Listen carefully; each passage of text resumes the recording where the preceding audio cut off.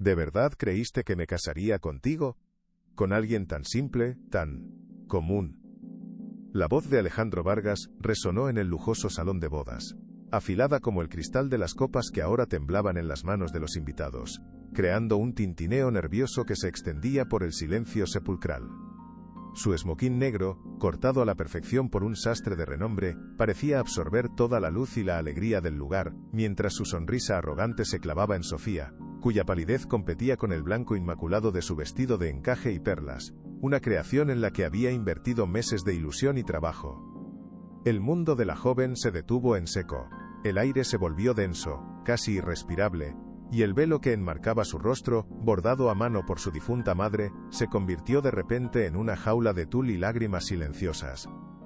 Detrás de ellos, inmóvil como una estatua de granito pulido, el coronel Ricardo Morales observaba la escena, su uniforme de gala, adornado con decoraciones ganadas con honor en misiones que pondrían a prueba el temple de cualquier hombre, se sentía como una armadura inútil contra la herida abierta que sufría su hija. «Papá, por favor, sácame de aquí», susurró Sofía, su voz un hilo roto, una súplica desesperada en medio del naufragio de su vida. El coronel se movió entonces, sus pasos firmes y medidos resonando sobre el mármol pulido del salón, ignorando a Alejandro como si fuera un mueble insignificante en su camino. Se quitó la chaqueta de su uniforme y la colocó con una delicadeza infinita sobre los hombros temblorosos de Sofía, cubriendo el vestido que simbolizaba su sueño hecho añicos. «Tranquila, hija, vámonos a casa», dijo con una calma que desmentía la furiosa tormenta que se desataba en su interior. Tomó su mano, fría como el hielo, la guió hacia la salida, creando una barrera con su cuerpo contra las miradas crueles y los flashes de los fotógrafos, que capturaban la imagen de una novia huyendo de su propia boda. La humillación pública acababa de empezar, pero la promesa silenciosa de justicia ya había echado raíces en el corazón de un padre. El viaje de regreso a casa fue un tormento de silencio espeso, solo interrumpido por los sollozos ahogados de Sofía, que se mezclaban con el suave ronroneo del motor del coche. El lujoso vehículo, decorado con lazos blancos y flores que ahora parecían una burla cruel y macabra, se deslizaba por las calles iluminadas de la ciudad mientras Ricardo conducía con una precisión automática, sus ojos fijos en la carretera pero su mente atrapada en el salón de bodas, reviviendo cada momento. Revivía cada palabra venenosa de Alejandro, cada mirada de compasión hipócrita de los invitados que apenas unas horas antes los adulaban y celebraban su unión, brindando por su felicidad con un champán carísimo. Un sentimiento de culpa lo carcomía por dentro, amargo como la hiel. ¿Cómo no pude verlo? Las señales estaban ahí, las pequeñas humillaciones, los comentarios despectivos, disfrazados de broma, y las ignoré por la felicidad de mi hija, pensó con una amargura insoportable que le apretaba la garganta.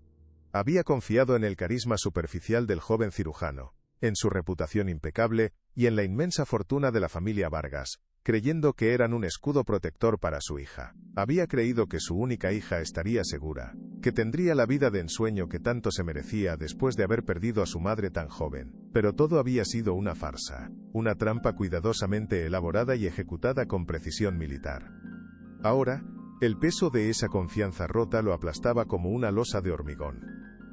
Miró de reojo a Sofía, acurrucada en el asiento del copiloto, envuelta en su chaqueta militar como un pájaro herido. Su dolor era un cuchillo físico en su pecho. Quería encontrar las palabras adecuadas para consolarla, pero ¿qué se le puede decir a alguien cuyo mundo acaba de ser demolido? Cualquier palabra sonaría vacía y trivial.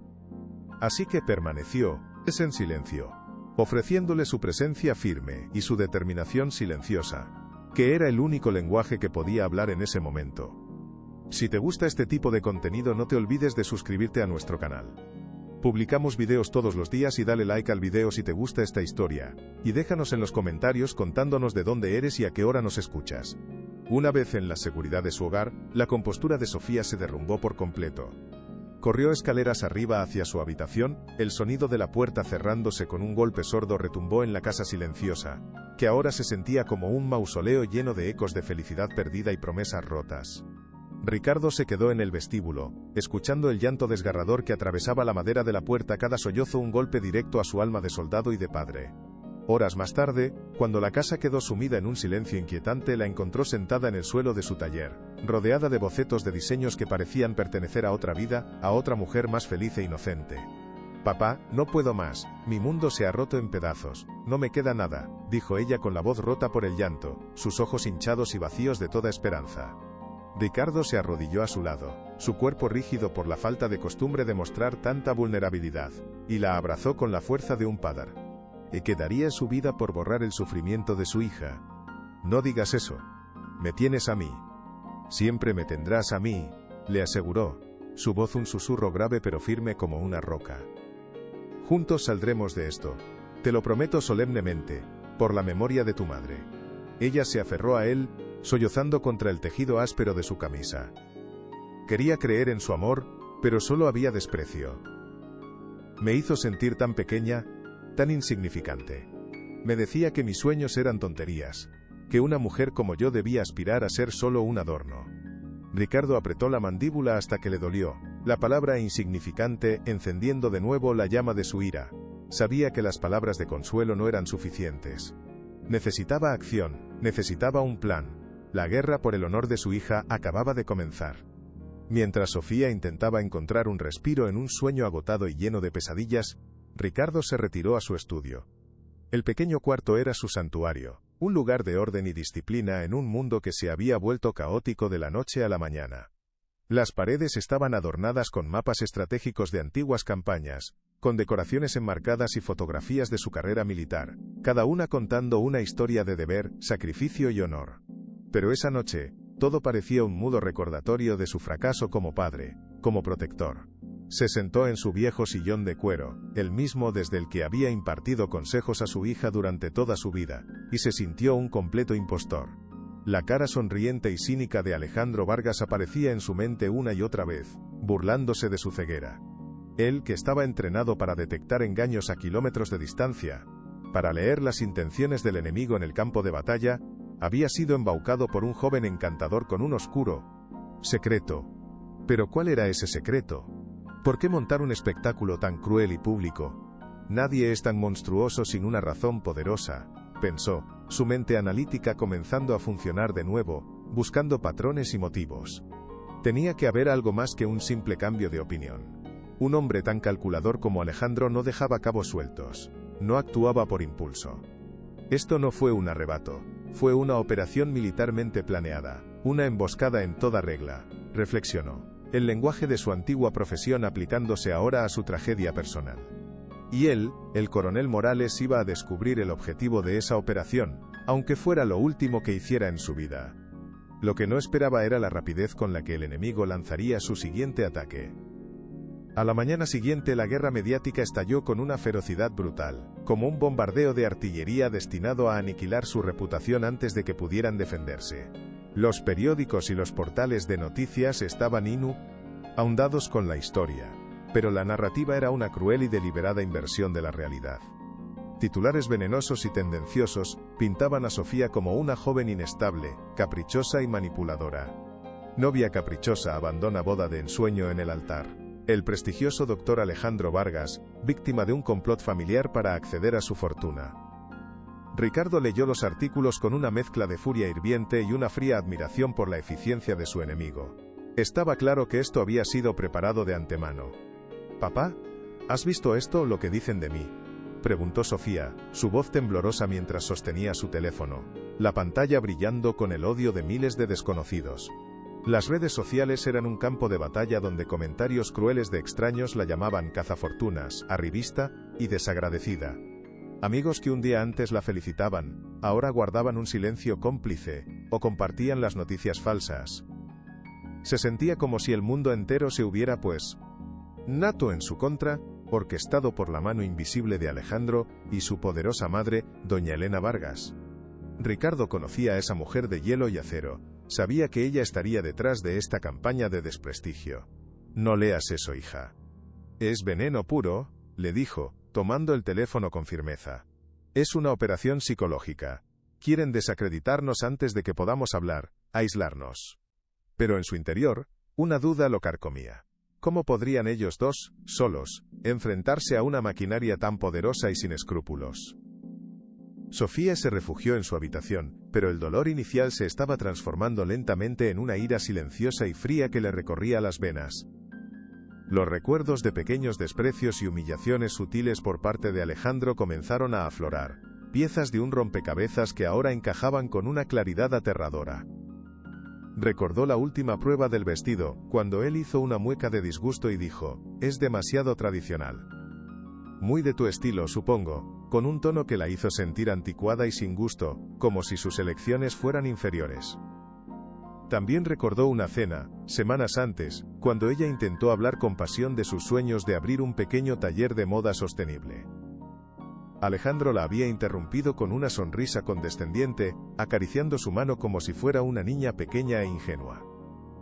Tu padre es un dinosaurio, Sofía, un hombre de otro tiempo, y tú has heredado su ingenuidad, le había espetado en voz baja, para que nadie más lo oyera.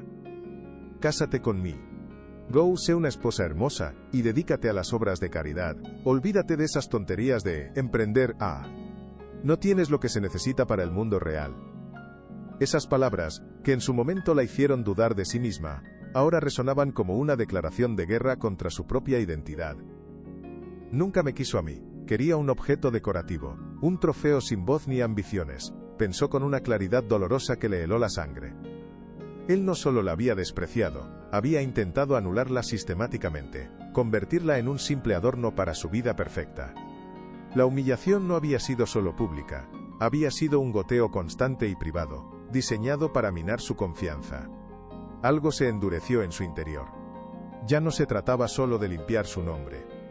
Se trataba de reclamar su vida y su alma. Ricardo, mientras tanto, continuaba su análisis estratégico en el estudio, moviendo piezas invisibles en un tablero de ajedrez mental. La opinión pública era un campo de batalla perdido por ahora. Necesitaba atacar donde no lo esperaban, en un flanco desprotegido. La clave de toda la operación estaba en el motivo de Alejandro. ¿Por qué organizar una boda tan elaborada y costosa solo para cancelarla de la forma más cruel y pública posible? No tenía sentido financiero ni social, a menos que la boda en sí misma fuera el objetivo, una pieza necesaria en un plan mayor. La idea comenzó a tomar forma en su mente, fría y lógica. Un hombre como Alejandro Vargas no hace absolutamente nada sin un beneficio personal claro y tangible, murmuró para sí mismo, caminando de un lado a otro de la habitación con el paso rítmico de un oficial en el frente. La humillación de Sofía no era solo crueldad gratuita, era una estrategia de salida, un pretexto. Al pintarla a ella como la culpable, él quedaba libre de cualquier responsabilidad moral o financiera, y además ganaba la simpatía del público como la víctima de la situación. No es solo un hombre arrogante y cruel, es un sociópata calculador, un estratega del mal, concluyó Ricardo con un escalofrío.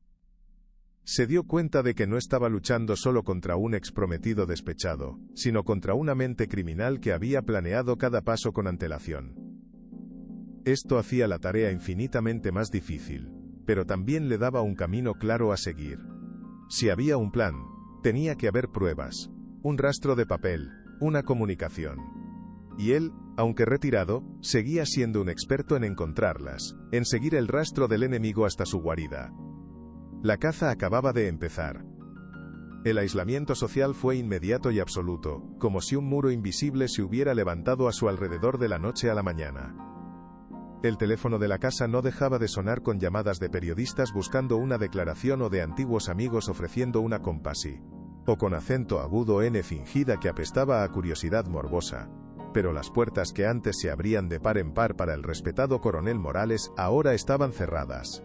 Invitaciones a eventos sociales y benéficos fueron discretamente canceladas con excusas vagas y educadas. Personas que lo saludaban con deferencia en la calle ahora cruzaban de acera para evitarlo, fingiendo no verlo o mirando sus teléfonos con una concentración repentina.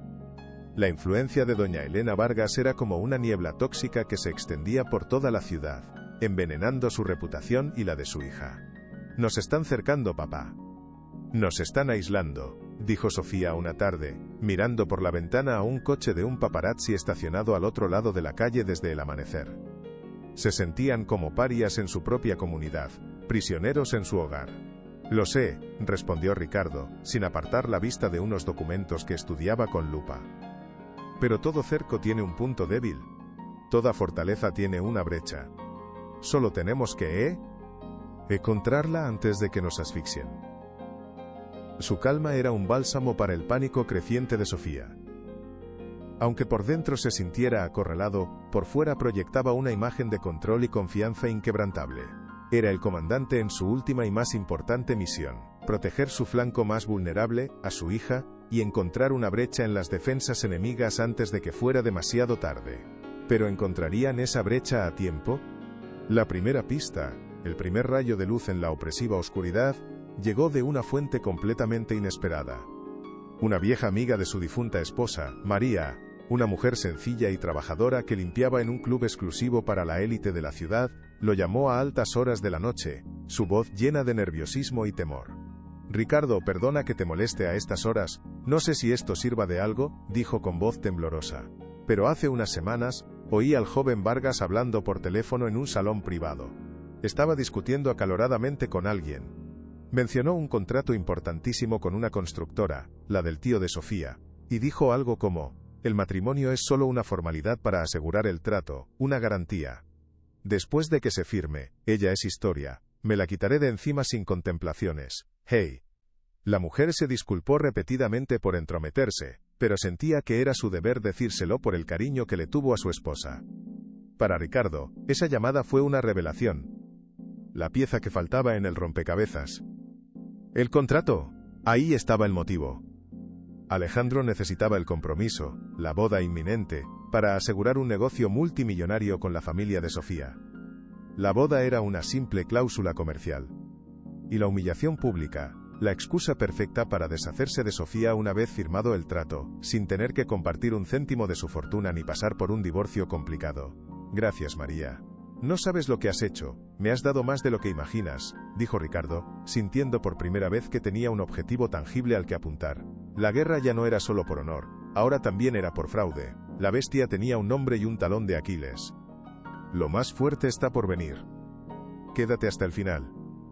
Con esta nueva y crucial información, Ricardo comenzó a trazar su plan de ataque en uno de sus viejos mapas estratégicos, como si planeara una campaña militar en un terreno hostil. Necesitaba pruebas concretas que vincularan la boda con ese contrato, algo tangible que los caros abogados de los Vargas no pudieran desmentir o enterrar en tecnicismos legales.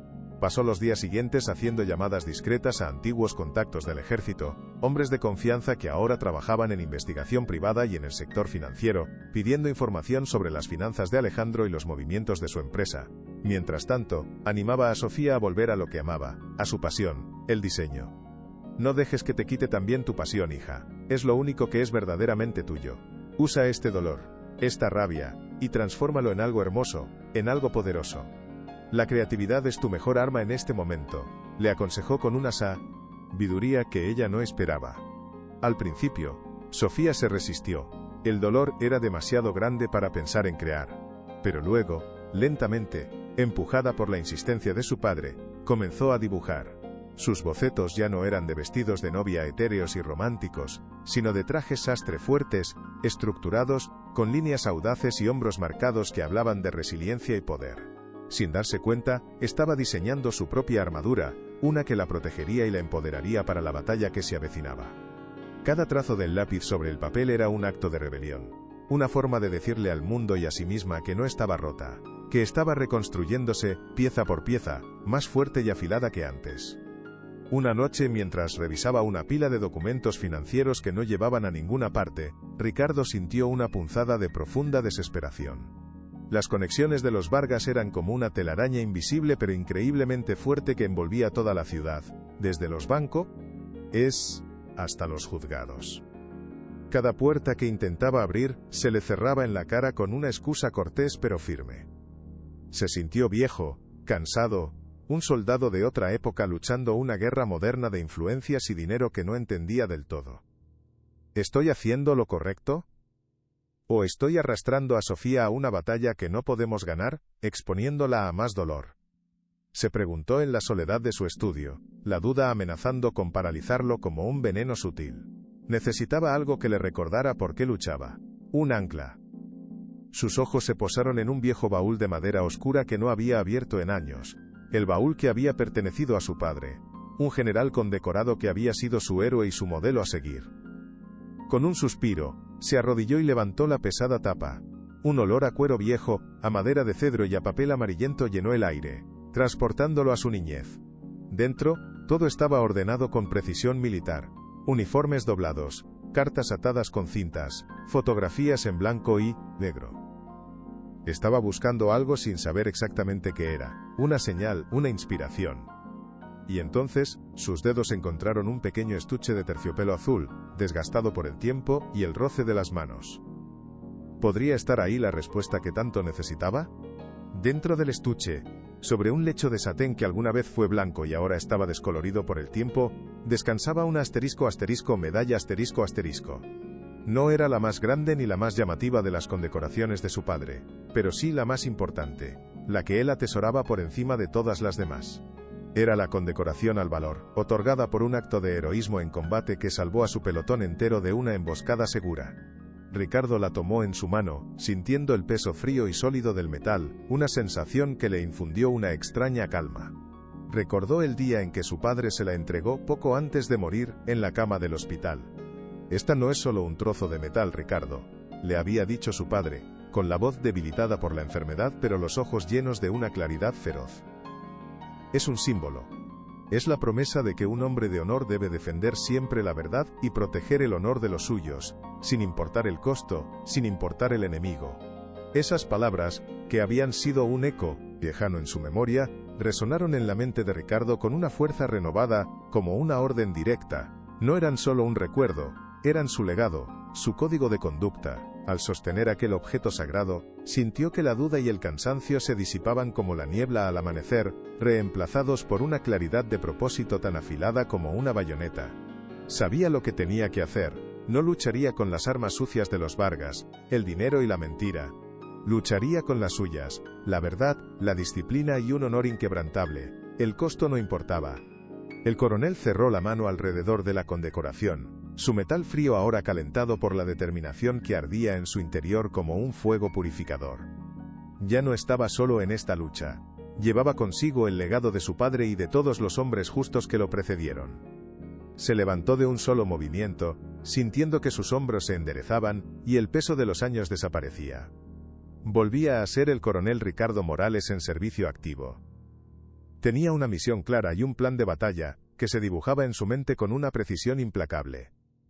El primer paso sería encontrar un abogado, no uno de los tiburones corporativos que nadaban en las mismas aguas que los Vargas, sino alguien con coraje y principios, un soldado de la ley. El segundo, reunir pruebas irrefutables, no solo del fraude contractual, sino de la campaña sistemática de difamación, documentando cada artículo, cada comentario orquestado. Y el tercer paso, el más importante de todos, sería preparar a Sofía, no como una víctima pasiva que testificaría entre lágrimas, sino como una soldado en su propia guerra, fuerte y articulada. Tenía que estar lista para enfrentar a Alejandro en el campo de batalla final, un tribunal. Dejó la preciada herencia sobre su escritorio, a la vista, un recordatorio silencioso y constante de su promesa. Ya no era solo un padre herido buscando venganza. Era un estratega a punto de lanzar una contraofensiva, una operación meticulosamente planeada para restaurar no solo el nombre de su hija, sino los valores por los que su familia siempre había vivido y luchado. La guerra de desgaste había terminado, era hora del ataque frontal. «Sofía, ven a mi estudio, por favor.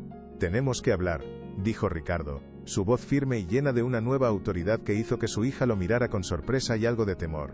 Sofía entró con cautela, encontrando a su padre de pie junto a su escritorio, con la espalda recta y esa mirada penetrante que usaba cuando estaba al mando.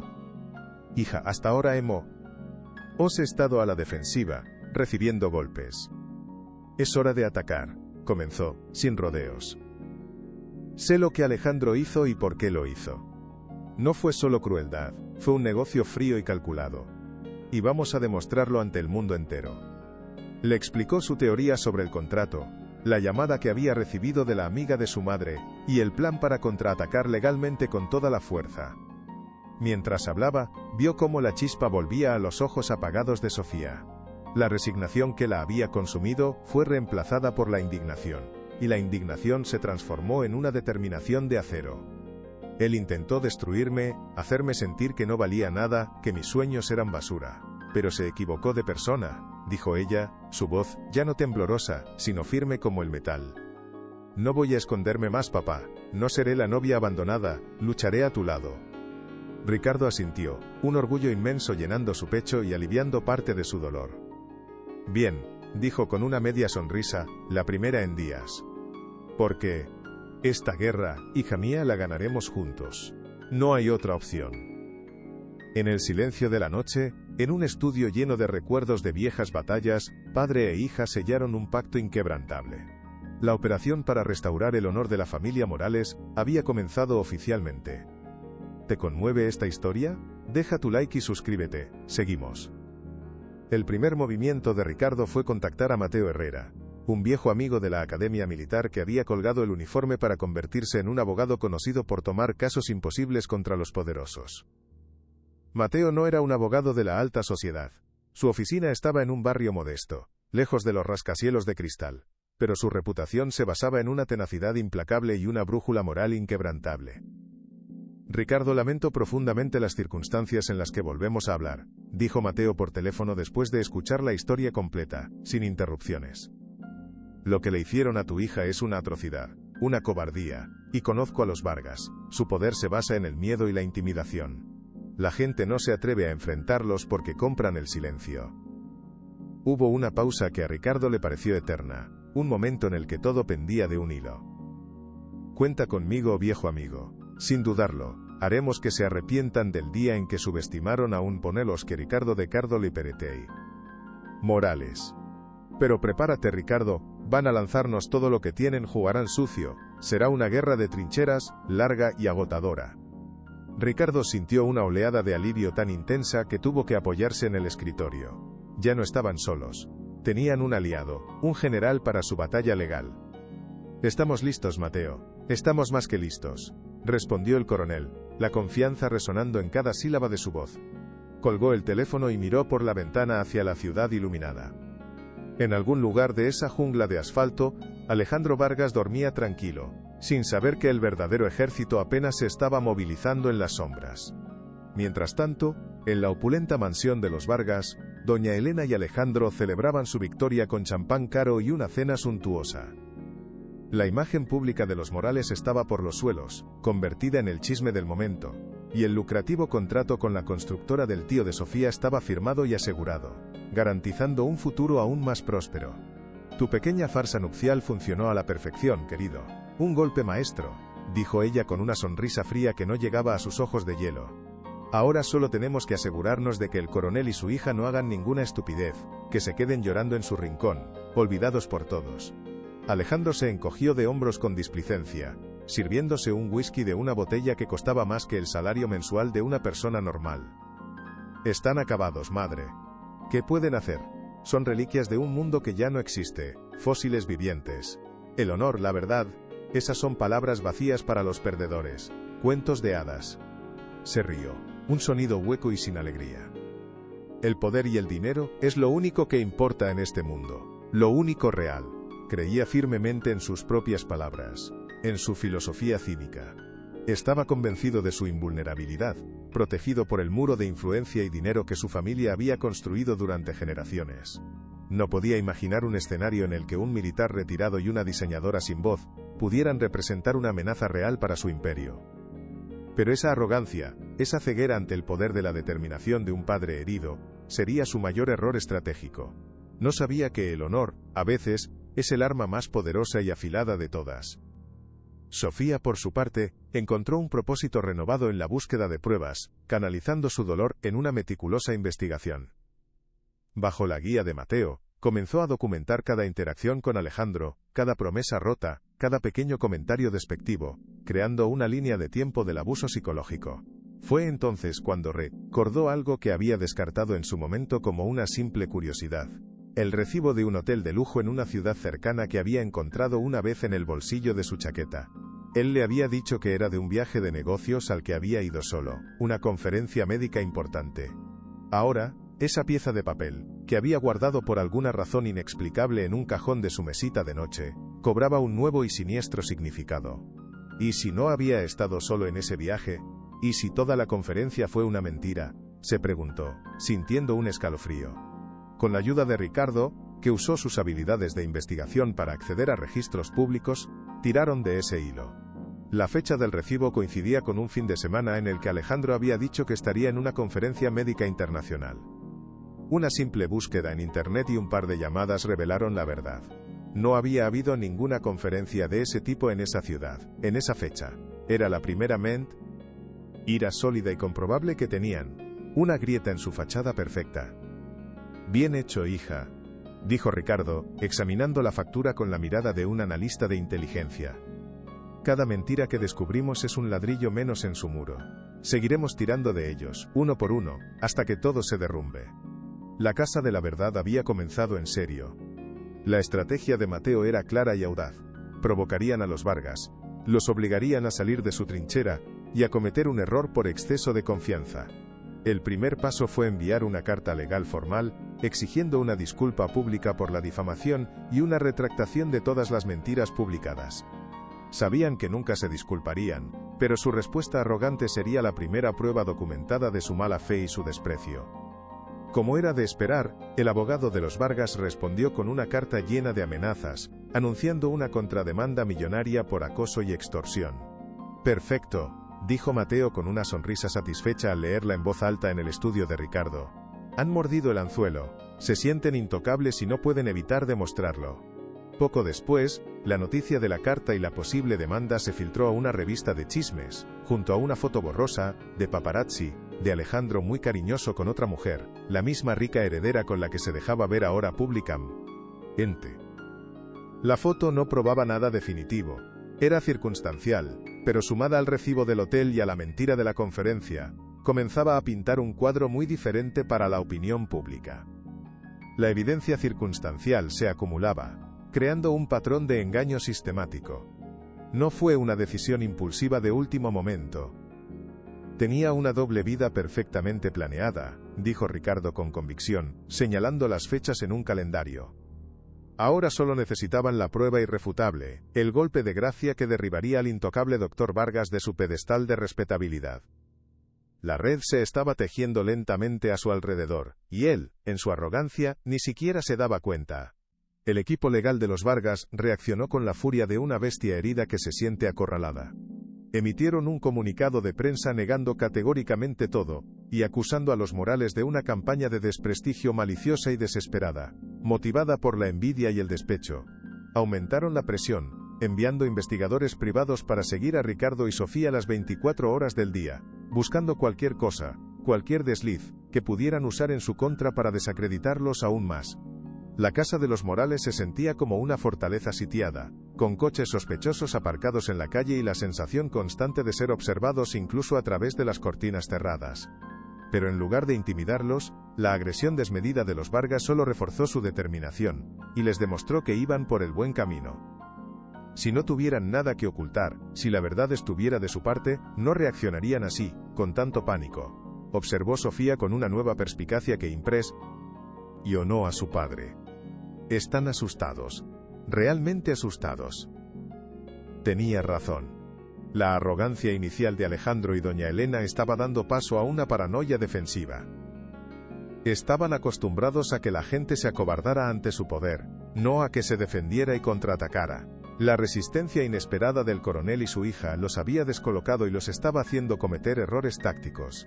Ricardo sabía que este era el momento más peligroso de la contienda, cuando un animal acorralado ataca con todo lo que tiene, sin medir las consecuencias. Tenían que estar preparados para el golpe más duro, el que buscaría aniquilarlos por completo, y que seguramente no tardaría en llegar. La calma antes de la verdadera tormenta había terminado. El golpe final llegó en forma de una notificación judicial entregada por un mensajero de rostro impasible y traje gris. Alejandro Vargas los demandaba por difamación, calumnias y daños morales, pidiendo una suma de dinero astronómica que no solo los dejaría en la ruina de por vida, sino que también endeudaría a sus futuras generaciones. El documento estaba diseñado para aplastar su espíritu, para hacerles ver que la rendición era su única salida lógica y sensata. Cuando Sofía leyó la demanda, sus manos temblaron, y el color desapareció de su rostro. Papá, no podemos pagar esto, es una locura. Nos quitarán la casa, todo lo que tenemos, dijo, con el pánico volviendo a su voz, amenazando con ahogarla. Ricardo tomó el documento y lo leyó con una calma glacial. sus ojos de experto analizando cada línea, cada cláusula. Luego lo dejó sobre la mesa con un gesto deliberado. No te preocupes por el dinero, Sofía. Esto no se trata de dinero. Se trata de intimidación en su forma más pura, le dijo, su mirada firme e inquebrantable encontrando la suya. Es el movimiento de un hombre desesperado que intenta silenciarnos a cualquier precio. Y solo significa una cosa, que tenemos razón. Estamos muy cerca de la verdad. Y él lo sabe. La noticia del juicio corrió como la pólvora, convirtiendo el caso en una batalla de David contra Goliat moderna, que capturó la atención de toda la ciudad. En las semanas previas, Sofía se sumergió en su trabajo. Decidió que se presentaría en el juicio no como una víctima rota, sino como la mujer que era, una creadora. Comenzó a diseñar el traje que llevaría, un uniforme para su propia batalla. Mientras cosía la tela fuerte y estructurada, sentía que cada puntada era un acto de desafío. El mundo la vería, no por la humillación que sufrió, sino por la dignidad y la fuerza con la que se enfrentaría a su verdugo. La brutal campaña de difamación orquestada por los Vargas tuvo un efecto secundario completamente inesperado. En lugar de aislar por completo a los Morales, despertó la conciencia de algunas personas que habían sido testigos silenciosos de la arrogancia y la crueldad de Alejandro a lo largo de los años. Una noche, Ricardo recibió una llamada de un número desconocido. «Coronel Morales, usted no me conoce», dijo una voz joven y visiblemente nerviosa al otro lado de la línea. «Mi nombre es Daniel. Yo trabajé como asistente personal de Alejandro Vargas hasta hace unos meses. Me despidió injustamente porque descubrí algo que no debía haber descubierto». El joven explicó que tenía mucho miedo de hablar, que los Vargas lo habían amenazado con destruir su futuro si abría la boca. Pero su conciencia no lo dejaba en paz después de ver en los medios cómo estaban destruyendo públicamente a Sofía. «No es justo lo que le están haciendo. Ella no se lo merece», dijo con convicción. Aquella llamada fue un rayo de esperanza en la más profunda oscuridad, la prueba de que todavía quedaba gente decente en el mundo. El encuentro se produjo en un café discreto, donde Daniel, pálido y con manos temblorosas, le entregó una hoja de papel doblada. Contenía una captura de pantalla de un mensaje de texto de un teléfono secreto de Alejandro, un texto críptico y alarmante. «El paquete estará listo en estas coordenadas para la entrega final. Destruye este mensaje inmediatamente». Era la pieza más extraña y potencialmente explosiva de todo el rompecabezas. Ricardo y Mateo pasaron toda la noche en el estudio, analizando el nuevo y misterioso mensaje, con tazas de café frío esparcidas sobre los mapas. Coordenadas, paquete, entrega final. Esto suena como el lenguaje de una operación clandestina, no de un cirujano plástico, dijo Ricardo, su mente militar trabajando a toda velocidad, buscando patrones y significados ocultos. Las coordenadas los llevaron a un terreno baldío en las afueras, un lugar que no encajaba en absoluto con la vida de un cirujano de élite. ¿Qué clase de monstruo es realmente Alejandro Vargas?, se preguntó Ricardo en voz alta. El estrés implacable y el acoso constante comenzaron a pasarle factura. Una noche, solo en su estudio, se sintió abrumado por una profunda sensación de agotamiento y desesperanza, creyendo que la batalla estaba perdida. «¿Qué clase de padre soy si no puedo proteger a mi única hija de este mal?», pensó, la duda carcomiéndolo por dentro. En ese preciso momento de debilidad, sus ojos se posaron en su escritorio, donde la había dejado como un recordatorio. La medalla de su padre brillaba suavemente bajo la luz de la lámpara.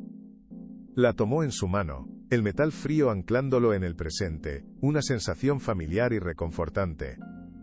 Recordó las últimas palabras de su padre, grabadas en su memoria: defender siempre la verdad y el honor de los tuyos, sin importar el costo.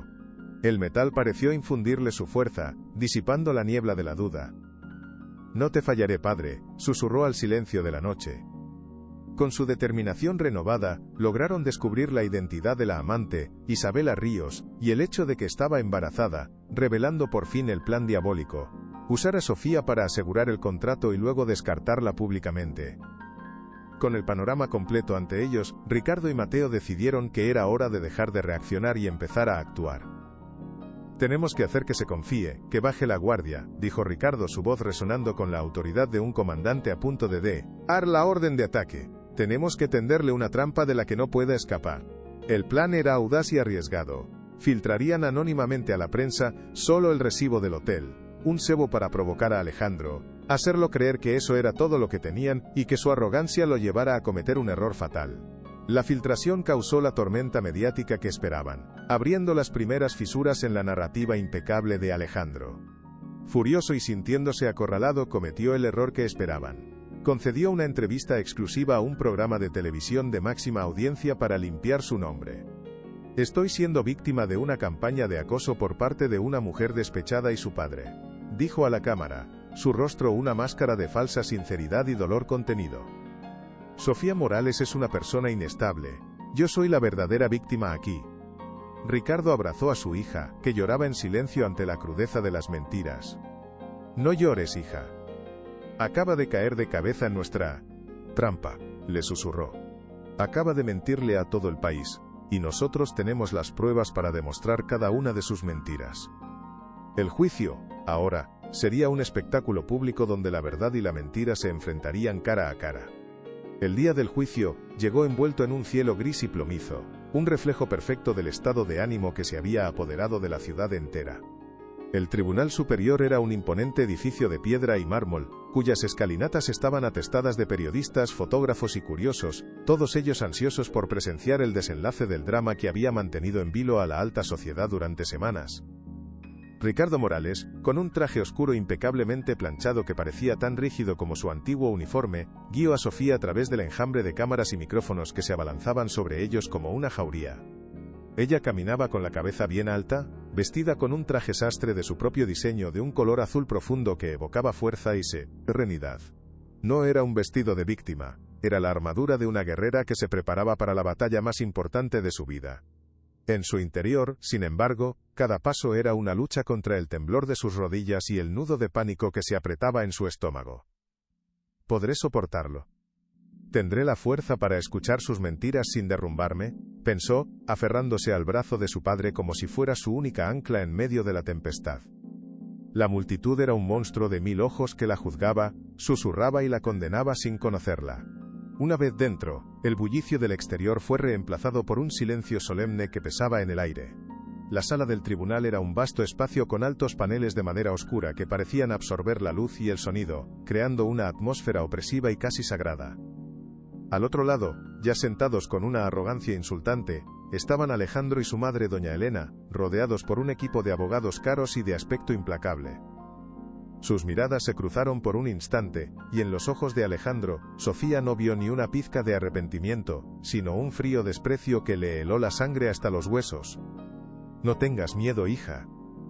La verdad es nuestra única arma, y es invencible, le susurró Ricardo al oído, su voz una roca firme en medio del caos. Aunque él también sentía la presión del momento, el peso de la responsabilidad sobre sus hombros. Se sentaron, y Ricardo colocó su maletín de cuero con una precisión metódica sobre la mesa. Estoy listo para esto, pensó, su mente de estratega militar analizando cada rostro, cada gesto, cada posible amenaza en aquel campo de batalla legal. La guerra no se libraría con armas, sino con palabras, y él estaba preparado para que cada una de las suyas contara. La tensión era casi palpable. El juicio comenzó formalmente con la declaración inicial del abogado de los Vargas, un hombre elocuente y teatral llamado Armando de la Fuente. Con una voz que resonaba en toda la sala como la de un actor en un gran escenario, comenzó a pintar un cuadro desgarrador de su cliente. Describió al prestigioso y honorable doctor Vargas como un hombre de bien, un filántropo cuya reputación intachable había sido salvajemente atacada por una mujer despechada y su vengativo padre. Presentó a Sofía no como una víctima, sino como una persona emocionalmente inestable, propensa a fantasías, y con un historial inventado de comportamiento errático y posesivo. Mi cliente, declamó de la Fuente, paseando frente al jurado con gestos medidos y una expresión compungida, se vio obligado a tomar la decisión más dolorosa de su vida, cancelar la boda para protegerse a sí mismo de una unión que prometía ser un torbellino de caos y desequilibrio.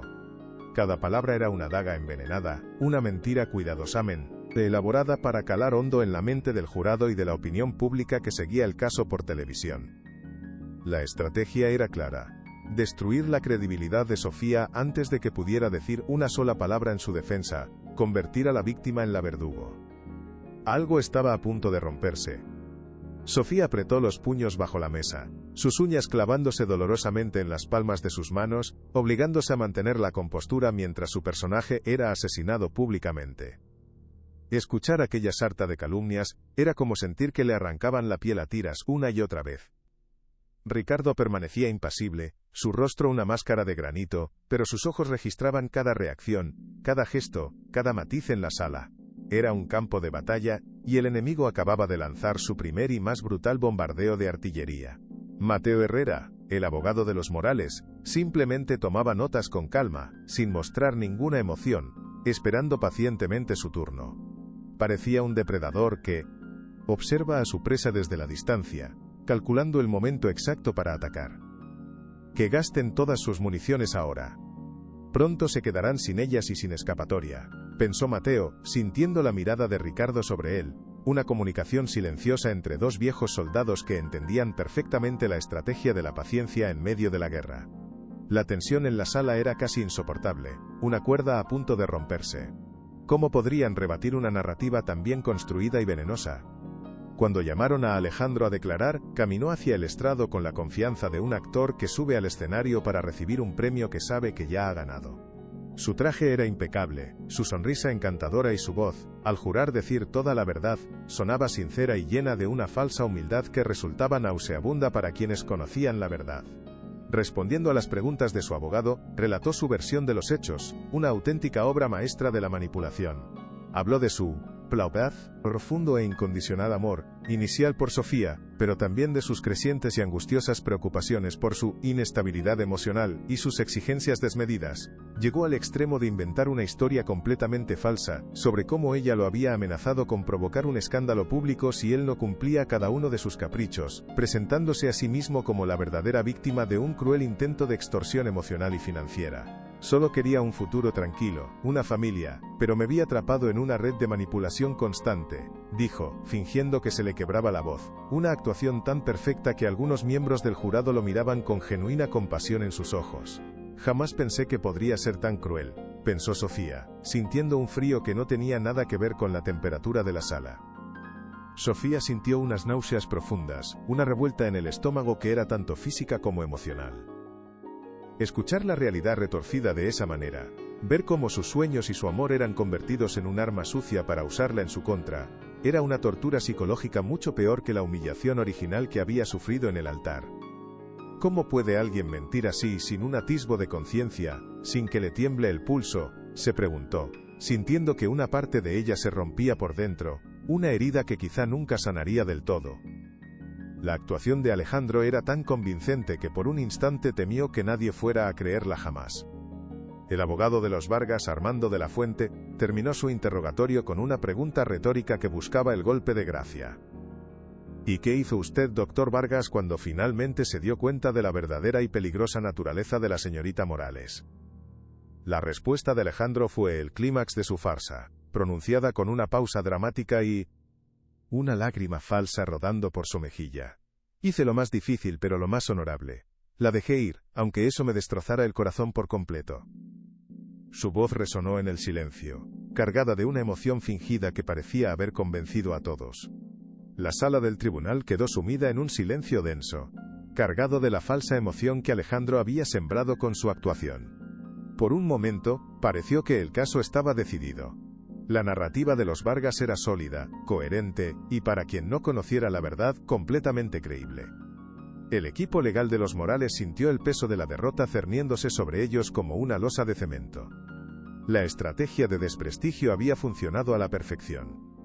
Ricardo miró de reojo a Sofía y vio en sus ojos el reflejo de su propio miedo, la posibilidad real y aterradora de que la mentira triunfara sobre la verdad, de que su honor quedara manchado para siempre. Por un instante, la duda lo asaltó como un enemigo silencioso en la oscuridad. ¿Y si no es suficiente? ¿Y si nuestro honor queda manchado para siempre por estas calumnias infames?, pensó, una pequeña grieta abriéndose por primera vez en su férrea compostura. La justicia parecía un ideal lejano e inalcanzable, un lujo para los ricos y poderosos como los Vargas. Era una falsa resolución que sabía a ceniza. Armando de la Fuente sonreía con una suficiencia insoportable, como un general que ya ha ganado la batalla antes del último enfrentamiento. Doña Elena Vargas mantenía su expresión de gélida satisfacción, convencida de que su imperio familiar era inexpugnable y que su hijo saldría victorioso como siempre. El ambiente era de una victoria aplastante para los Vargas. Era el momento de la falsa resolución, el instante en que todo parecía perdido, en que la justicia parecía un concepto abstracto y lejano, inalcanzable para la gente común que no tenía su poder ni su dinero. El juez carraspeó, listo para continuar con el procedimiento, y fue en ese preciso momento, en el punto más bajo de su esperanza, cuando Mateo Herrera se levantó lentamente de su silla. Se movió con una calma deliberada que contrastaba violentamente con la tensión eléctrica que llenaba la sala. Todos los ojos, sorprendidos, se volvieron hacia Paraíto. A él. El contraataque estaba a punto de comenzar, pero la pregunta en la mente de todos era la misma. ¿Sería suficiente para cambiar el rumbo de una batalla que parecía ya completamente perdida? Señor de la Fuente, ha pintado usted un retrato muy dramático y conmovedor, comenzó Mateo, su voz tranquila pero cortante como el filo de un bisturí. Ahora, si me lo permite el tribunal, me gustaría añadir algunos colores a ese lienzo, los colores de la verdad. Se acercó al estrado donde Alejandro seguía sentado con su aire de mártir, disfrutando de su aparente victoria. Doctor Vargas, usted ha hablado largo y tendido de su gran honor. Un hombre de honor. Diría usted que es un hombre sincero. Alejandro asintió, con una sonrisa condescendiente que no pudo reprimir. Por supuesto. La sinceridad es la base fundamental de mi vida y de mi profesión. Mateo sonrió levemente, una sonrisa que no llegó a sus ojos. Excelente. Entonces, ¿podría explicarnos qué hacía usted exactamente en el Jote? Gran Palacio, en una suite para 2 personas, durante el fin de semana del 14 de marzo, cuando le dijo a mi cliente que estaba en una conferencia médica internacional en otra ciudad. La arrogancia en el rostro de Alejandro vaciló por una fracción de segundo, el color desapareció de sus mejillas. Fue un viaje de negocios de última hora. A veces los planes cambian inesperadamente. La respuesta de Alejandro sonó débil, evasiva, y la primera semilla de duda se plantó en la mente del jurado. Mateo levantó una ceja, sin dejarlo escapar. Entiendo. ¿Y esos planes de negocios de última hora incluían a la señorita Isabela Ríos, cuyo nombre aparece como segunda huésped en la factura del hotel? Mateo sostuvo el recibo en alto, mostrándolo al jurado para que pudieran leer el nombre con claridad. Un murmullo audible recorrió la sala del tribunal. La primera grieta en la armadura impecable de Alejandro acababa de aparecer, y era visible para todos. Ella es solo una amiga, una colega, no hay unca para ahí. Nada de malo en eso, respondió él, su voz perdiendo un poco de su seguridad, un temblor casi imperceptible delatando su nerviosismo. Mateo no lo soltó. Una colega con la que comparte suites de lujo y a la que le dedica tiernas caricias en público, ¿correcto? Sin esperar respuesta, proyectó en la gran pantalla de la sala la foto borrosa que había aparecido en la revista de chismes. La imagen, aunque de mala calidad, era inconfundible. La máscara de hombre honorable de Alejandro comenzaba a resquebrajarse visiblemente, dejando entrever la mentira que ocultaba. No puedo creer que sea tan estúpido, pensó doña Elena, sintiendo un primer escalofrío de pánico. El abogado de los Vargas se levantó de un salto, objetando con vehemencia y calificando las pruebas de basura sensacionalista y circunstancial, irrelevante para el caso. Pero el daño ya estaba hecho. La imagen del hombre honorable y víctima comenzaba a desmoronarse pieza por pieza, reemplazada por la de un mentiroso y un infiel. Mateo Herrera continuó su ataque metódico, presentando un documento oficial que probaba que no había existido ninguna conferencia médica en la fecha y lugar que Alejandro había afirmado. Cada nueva evidencia era un martillazo contra el muro de mentiras que habían construido con tanto cuidado. Doctor Vargas, usted no solo le mintió a mi cliente sobre sus viajes y sus compañías, dijo Mateo, su voz subiendo de tono por primera vez, llenando la sala. Usted construyó toda su relación sobre una base de engaño, ¿no es así? Alejandro, ahora pálido y con el sudor perlando en su frente, negó con la cabeza de forma errática. No, ella era inestable, yo la amaba, pero ella me asfixiaba con sus celos y sus demandas. Su voz era ahora estridente, perdiendo el control por completo. Su fachada se estaba desmoronando en tiempo real. Ah, la supuesta inestabilidad de mi cliente, dijo Mateo, como si acabara de recordar algo importante, con una calma que contrastaba con el pánico de Alejandro. Permítame llamar a un nuevo testigo que no estaba en la lista inicial, con el permiso de su señoría. Un testigo que puede arrojar algo de luz sobre esa supuesta inestabilidad, de la que tanto habla el doctor Vargas. El juez, visiblemente intrigado por el inesperado giro de los acontecimientos, asintió con un gesto. Adelante, señor Herrera, proceda. La puerta lateral de la sala se abrió lentamente y por ella entró una mujer menuda y de aspecto humilde, con las manos nerviosas entrelazadas frente a ella. Era Ana, la costurera que había ayudado a Sofía con su vestido de novia. Al verla, la cara de Alejandro se descompuso por completo. Su mandíbula se tensó y un pánico puro se reflejó en sus ojos. La había visto en la tienda, por supuesto, pero nunca imaginó que una mujer tan insignificante para él, una simple empleada, pudiera tener un papel decisivo en su caída. Era una variable que jamás había considerado en su arrogante plan. El silencio en la sala era total, expectante. Ana se sentó en el estrado, visiblemente nerviosa bajo la mirada de tantas personas, pero con una expresión decidida en su rostro. Mateo la guió con preguntas suaves y respetuosas, dándole tiempo para que se sintiera cómoda. Señora Ana, ¿estuvo usted presente durante la última prueba del vestido de novia de la señorita Morales? Ella asintió, tragando saliva. Sí, señor. Yo misma le estaba haciendo los últimos ajustes al vestido. Su voz era baja pero clara, y la sala entera guardó un silencio reverencial para escucharla. ¿Y el doctor Vargas? ¿Estaba él presente en algún momento de esa prueba? Sí. Llegó a la mitad de la prueba, respondió Ana, su mirada fija en Mateo, evitando mirar a Alejandro. ¿Podría describirnos la actitud del doctor Vargas en ese momento? El abogado de los Vargas volvió a objetar, gritando que el testimonio era irrelevante, pero el juez lo silenció con un gesto severo de su mano. Ana respiró hondo, reuniendo el valor que necesitaba para decir la verdad. El futuro de Sofía dependía de ello. Tengo que ser valiente, por ella, pensó, apretando los puños sobre su regazo. Él miró a la señorita Sofía que estaba tan feliz, tan ilusionada con su vestido, y él hizo una mueca, una cara de asco, comenzó Ana, su voz temblando ligeramente al recordar la escena. Le dijo que el vestido era anticuado, que era simple como ella. Lo dijo en voz baja, para que solo lo oyéramos nosotras dos, pero con un desprecio, con una crueldad que me heló la sangre. La voz de Ana se quebró por un momento, y tuvo que hacer una pausa para controlar la emoción. Vi cómo se apagaba la luz en los ojos de la señorita Sofía en un instante.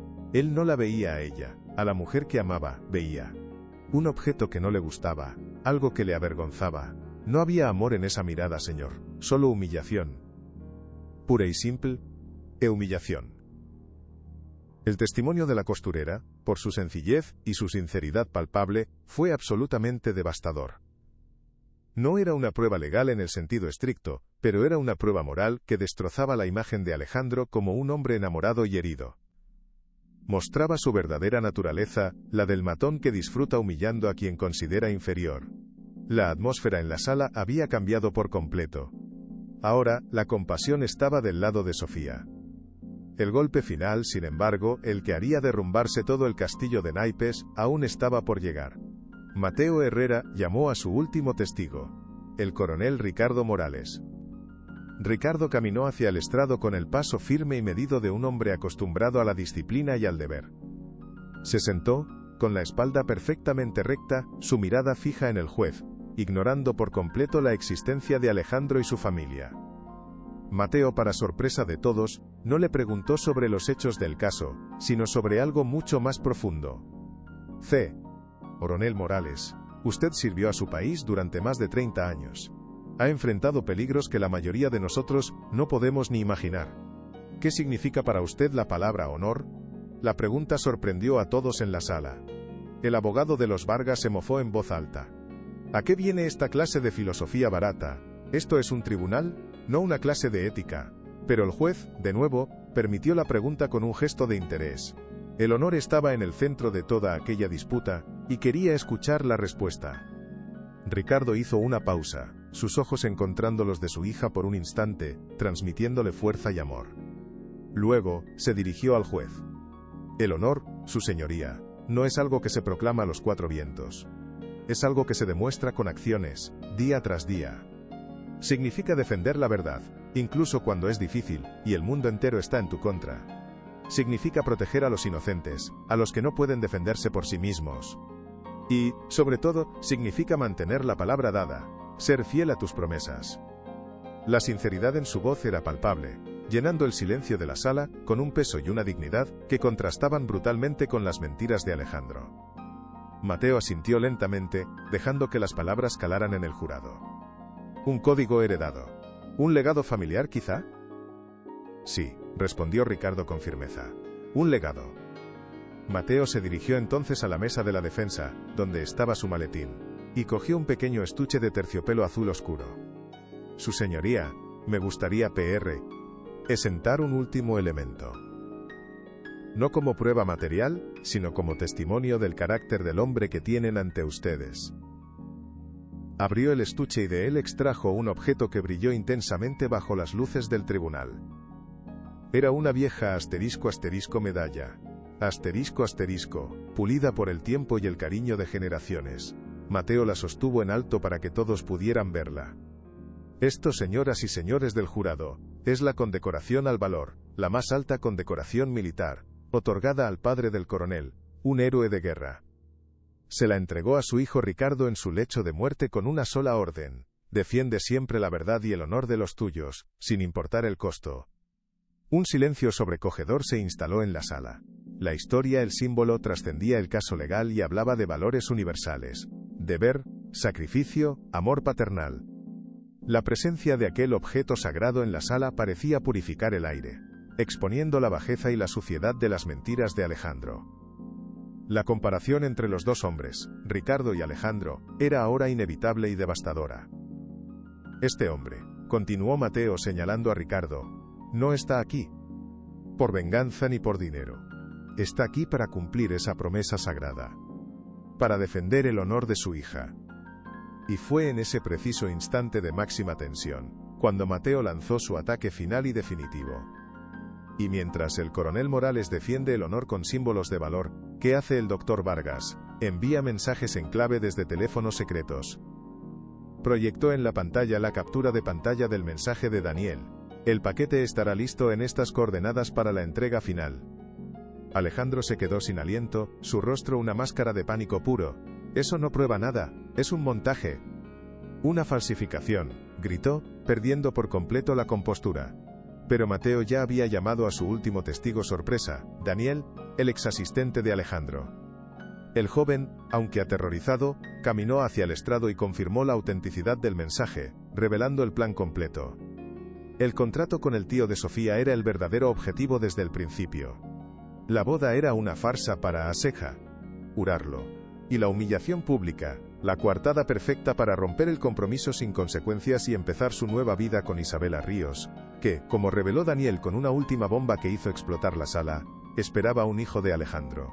El castillo de naipes de los Vargas se derrumbó de forma espectacular y definitiva. El caos estalló en la sala del tribunal. Alejandro Vargas, completamente desenmascarado y acorralado, comenzó a gritar incoherencias, acusando a todos de una gran conspiración en su contra. Su máscara de respetabilidad se había hecho añicos, revelando al monstruo egoísta y manipulador que había debajo. Doña Elena Vargas intentó levantarse y decir algo, pero su rostro, por primera vez en su vida, mostraba una derrota absoluta. Parecía haber envejecido 10 años en 10 minutos, viendo cómo el imperio que tanto le había costado construir, se desmoronaba por la arrogancia de su hijo. Los flashes de las cámaras de los periodistas no cesaban, capturando la caída en directo de una de las familias más poderosas de la ciudad, un espectáculo que sería la portada de todos los periódicos al día siguiente. El juez golpeó la mesa con su mazo repetidamente, su voz retumbando por encima del alboroto. ¡Silencio! ¡Silencio en la sala! Su paciencia se había agotado. La verdad había salido a la luz, de la forma más brutal e innegable. Cuando finalmente se restauró una apariencia de calma, la mirada del juez era de una frialdad glacial, y se posó directamente en Alejandro, que temblaba en su silla. No necesitaba más deliberaciones. Los hechos eran claros y la verdad, innegable. Se puso en pie, y toda la sala se levantó con él en señal de respeto. Este tribunal ha escuchado los testimonios y ha examinado las pruebas presentadas. comenzó, su voz resonando con la autoridad incontestable de la ley. Y ha llegado a una conclusión inequívoca. Hizo una pausa dramática que pareció durar una eternidad, manteniendo a todos en vilo. En el caso de la demanda por difamación presentada por el señor Alejandro Vargas contra la señorita Sofía Morales y el señor Ricardo Morales, este tribunal falla a favor de los demandados. La demanda es desestimada en su totalidad por carecer de fundamento y basarse en falsedades. Un suspiro colectivo de alivio recorrió la mitad de la sala. Pero el juez no había terminado. Además, este tribunal encuentra pruebas abrumadoras de fraude, perjurio y manipulación maliciosa por parte del demandante. Se abrirá una investigación penal contra el señor Vargas por estos delitos. Su conducta no solo es moralmente reprobable, sino potencialmente criminal. La sentencia fue como un trueno. Sofía se derrumbó en su asiento, las lágrimas que había contenido durante tanto tiempo finalmente fluyendo por sus mejillas, pero esta vez eran lágrimas de alivio, de justicia. Ricardo la abrazó con fuerza, un abrazo que lo decía todo. El orgullo, el amor, el fin de la pesadilla, habían ganado. El honor de la familia Morales había sido restaurado ante el mundo entero. Si esta historia te tocó el corazón, comparte para que llegue a más personas. La salida del tribunal fue un torbellino surrealista, un violento contraste con la hostilidad que habían enfrentado a su llegada. Los mismos periodistas que antes los acosaban con preguntas insidiosas, ahora se agolpaban a su alrededor con una deferencia casi reverencial, sus micrófonos extendidos no como armas, sino como ofrendas de paz. Señorita Morales, ¿cómo se siente después de que la verdad haya salido a la luz? Coronel, ¿qué mensaje le envía a otras familias que enfrentan injusticias? Las preguntas llovían sobre ellos, pero ya no dolían. Ricardo, con un brazo protector alrededor de los hombros de Sofía, los guió a través de la multitud con una dignidad silenciosa, sin detenerse a dar ninguna declaración grandilocuente. No era necesario. La victoria hablaba por sí sola, resonando en cada flash de las cámaras que ahora capturaban no la imagen de una víctima humillada, sino la de una superviviente y su inquebrantable defensor. Subieron al coche en medio de un silencio que era más elocuente que cualquier palabra. Mientras se alejaban del imponente edificio de piedra, Sofía miró hacia atrás, viendo cómo el circo mediático se disolvía lentamente, una pesadilla que por fin llegaba a su fin. «Se acabó, papá, de verdad se acabó», susurró, su voz cargada de una mezcla de agotamiento y una incredulidad casi infantil. «Sí, hija. Se acabó», respondió él, su mano firme sobre la de ella, un gesto simple que contenía un universo de amor y alivio. La guerra había terminado. Habían sobrevivido. Y ahora, por primera vez en mucho tiempo, el camino a casa estaba despejado, libre de sombras y de miedo. El silencio en el coche de vuelta a casa era denso, pero a diferencia del viaje desde la boda fallida, no estaba lleno de dolor y humillación, sino de un agotamiento profundo y una paz recién descubierta. Era el silencio de los soldados después de una larga y cruenta batalla, cuando la adrenalina se disipa y solo queda la conciencia de haber sobrevivido contra todo pronóstico.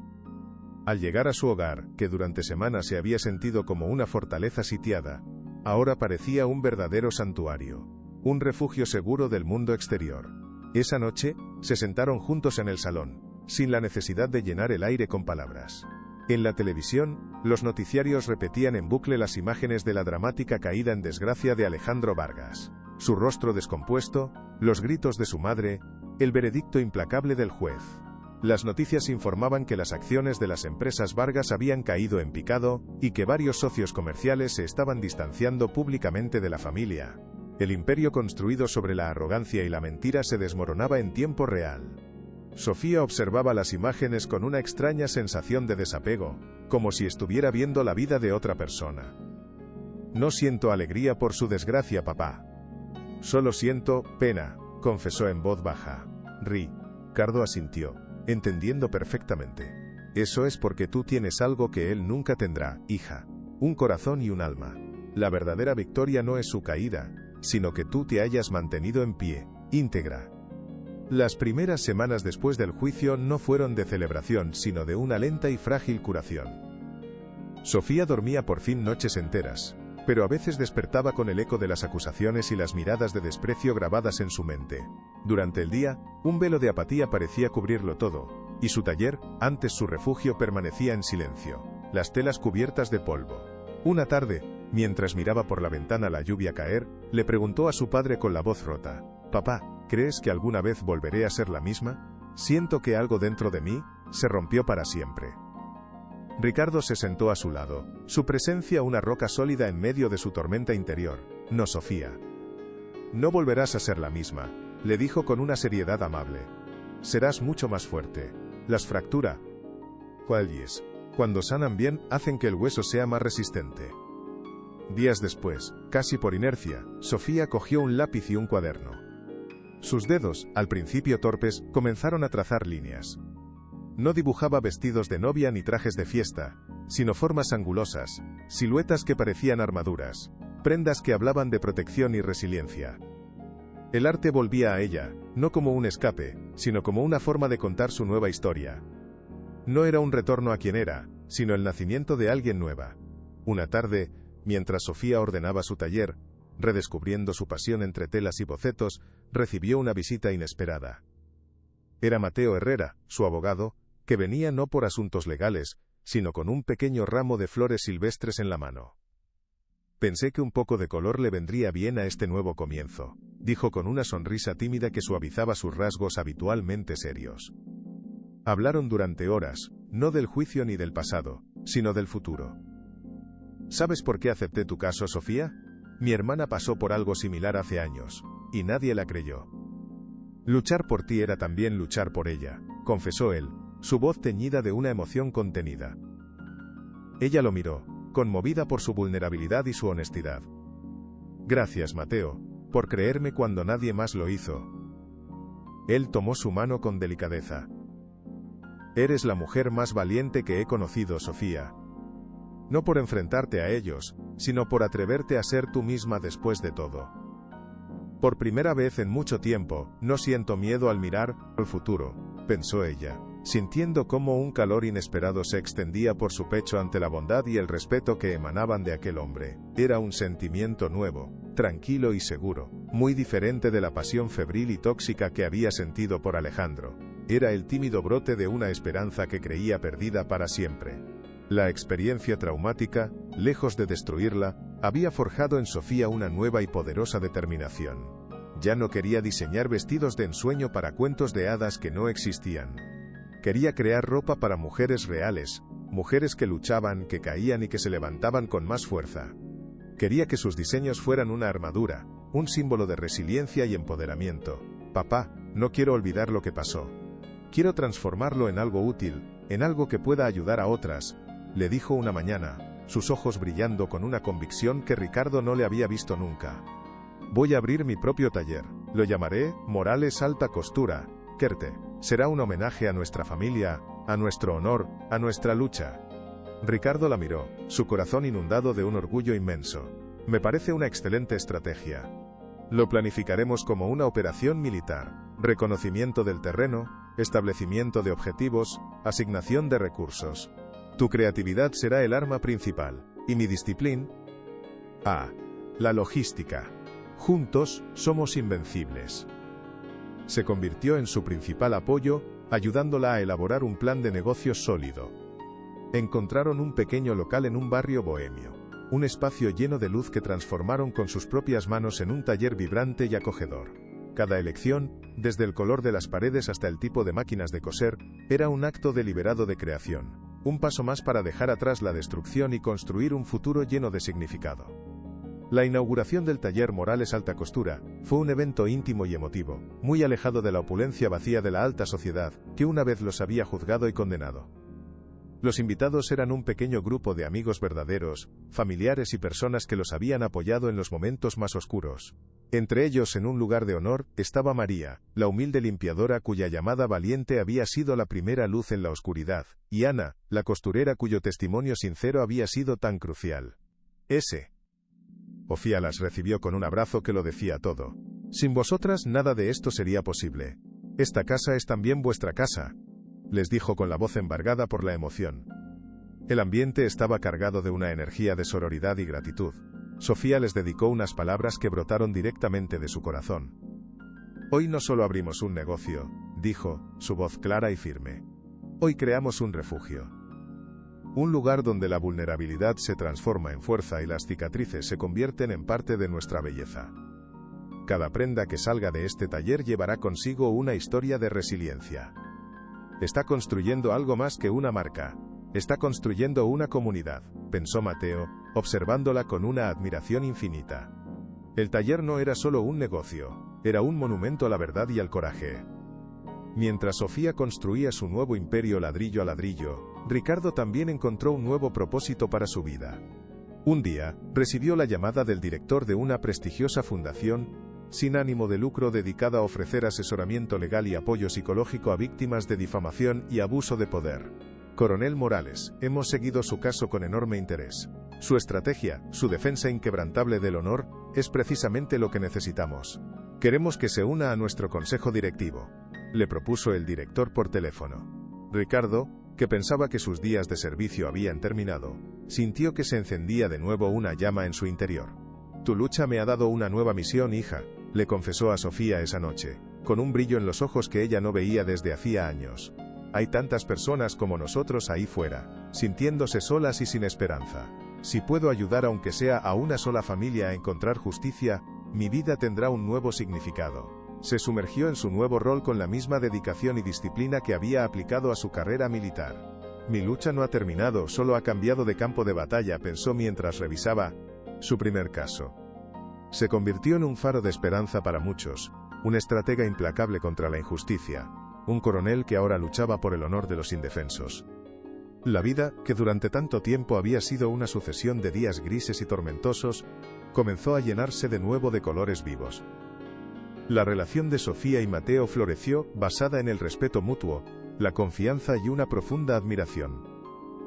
Su amor no era un torbellino de pasión ciega, sino un puerto seguro, una alianza de dos almas que se entendían sin necesidad de grandes declaraciones. Él era su mayor admirador, celebrando cada uno de sus logros con un orgullo sincero. El taller de Morales Alta Costura creció exponencialmente. Su primera colección, titulada Resiliencia, fue un éxito rotundo. Las prendas, con sus líneas fuertes y tejidos que mezclaban la dureza del cuero con la suavidad de la seda, contaban una historia. La prensa especializada en moda y cultura comenzó a hablar de ella como la diseñadora que viste el alma de las guerreras modernas. Sus colecciones empezaron a viajar a las grandes capitales, donde eran aclamadas por su autenticidad y su poderosa narrativa. Cada vestido era una declaración, cada costura un acto de rebelión contra los estereotipos que buscaban empequeñecer a las mujeres. Se convirtió en una voz influyente utilizando su plataforma no para hablar de tendencias sino de valores, de la importancia de la autoestima y de la fuerza que reside en la vulnerabilidad. La joven humillada en un altar se había transformado en un símbolo de la mujer que se reinventa a sí misma. La justicia, aunque a veces lenta y esquiva, finalmente siguió su curso implacable. Alejandro Vargas fue declarado culpable de fraude, perjurio y coacción de testigos en un juicio penal que siguió al civil. El juez en su sentencia fue particularmente duro. Usted no solo abusó de su posición de poder para cometer un fraude, sino que intentó destruir la reputación y la vida de una mujer inocente para ocultarlo. Su arrogancia es tan grande como su crimen. Su licencia médica fue revocada de por vida y fue condenado a varios años de prisión. Una caída estrepitosa y humillante de la que nunca se recuperaría. El imperio de la familia Vargas, construido sobre cimientos de corrupción y desprecio, se derrumbó como un castillo de naipes. Doña Elena, despojada de su poder e influencia, se retiró de la vida pública, convertida en un fantasma de la alta sociedad, que una vez había gobernado con mano de hierro. Su historia se convirtió en una moraleja que se contaba en voz baja en los salones de Lady. A élite. El dinero puede comprar el silencio pero no puede derrotar a la verdad. Para Sofía y Ricardo, la noticia de la condena no fue motivo de celebración sino de un cierre definitivo. Era la última página de un capítulo doloroso de sus vidas que por fin podían cerrar para siempre, liberando el espacio para escribir un futuro lleno de nuevas promesas y esperanzas. Unos meses después de la inauguración, cuando el taller ya funcionaba a pleno rendimiento, Sofía llamó a Ana a su despacho. La costurera entró con timidez, sin saber qué esperar de aquella reunión formal. Sofía le sonrió y le indicó que se sentara. Ana, quiero hablar contigo. Tu testimonio en el juicio fue uno de los actos más valientes que he presenciado. Arriesgaste tu trabajo, tu seguridad, todo por decir la verdad. Ana se sonrojó, mirando sus manos. Solo hice lo correcto, señorita Morales. No podía vivir sabiendo que mi silencio la estaba perjudicando. Por favor, llámame Sofía, le pidió ella con calidez. Hipo, eso mismo porque eres una mujer de principios y una profesional excepcional. Quiero ofrecerte el puesto de jefa de taller. Quiero que lideres el equipo de producción. Tu habilidad y tu integridad son el corazón de lo que quiero construir aquí. Los ojos de Ana se llenaron de lágrimas de incredulidad. Yo no sé qué decir. Nadie me había ofrecido una oportunidad así en toda mi vida. Sofía le tomó las manos. Di que sí. Construyamos esto juntas. Hagamos de este lugar un ejemplo de que el buen trabajo y la buena gente siempre al final prevalecen. Ana asintió, incapaz de hablar, con una gratitud inmensa dibujada en su rostro. La justicia no solo era castigar a los culpables, sino también honrar y recompensar a los justos. 5 años después, Morales Alta Costura ya no era un pequeño negocio prometedor, sino una marca de renombre internacional. Sus diseños se presentaban con gran éxito en las pasarelas de Madrid y Buenos Aires, y sus creaciones eran vestidas por mujeres influyentes. Es que se sentían identificadas con su mensaje de fuerza y elegancia consciente. El pequeño taller se había convertido en una empresa próspera que daba empleo a más de 50 mujeres, muchas de ellas con historias de superación personal y profesional. Sofía, ahora una diseñadora respetada y una empresaria de éxito, nunca olvidó sus orígenes. Creó la Fundación Morales, asociada a su marca, que ofrecía becas de formación en diseño y emprendimiento para mujeres en situación de vulnerabilidad. Un día, Mateo y a su esposo le mostró un informe detallado. Hemos financiado ya a 10 nuevas emprendedoras, Sofía. 10 nuevas historias de éxito gracias a ti. Su nombre ya no se asociaba con el escándalo y la humillación, sino con el talento, la resiliencia y la generosidad. Había reescrito su propia historia, no con palabras de rencor, sino con hilos de seda, con patrones de coraje y con diseños que celebraban la indestructible belleza del espíritu humano, demostrando que de las peores cenizas puede surgir la creación más hermosa. El coronel Ricardo Morales, ahora un abuelo orgulloso y sereno, observaba el éxito de su hija con una profunda sensación de paz y deber cumplido. Pasaba sus días dividido entre su trabajo en la fundación, donde su consejo seguía siendo invaluable para muchas víctimas, y su nuevo papel favorito, cuidar de su pequeño nieto, un niño de ojos vivaces y risa contagiosa fruto del amor sólido y tranquilo entre Sofía y Mateo. A menudo en la quietud de su estudio, sus ojos se posaban en la vieja fotografía de su padre, y en aquel símbolo de metal que representaba la promesa que le había hecho, aquella herencia de valor que había guiado sus pasos en la oscuridad. Había cumplido su promesa, había defendido el honor de los suyos, sin importar el costo, y en el proceso, había descubierto que el verdadero legado no estaba en las condecoraciones ni en los reconocimientos públicos, sino en la fuerza de los lazos familiares y en la paz que se encuentra al hacer lo correcto. Mirando a su nieto jugar en el suelo, rodeado de los bocetos de su madre, comprendió que el círculo de la vida continuaba. El honor que había defendido con tanta ferocidad ahora estaba a salvo, floreciendo en una nueva generación que crecería bajo el amparo del amor, la verdad y la justicia. El verdadero honor no se pierde en la humillación pública, sino en el silencio cómplice ante la injusticia.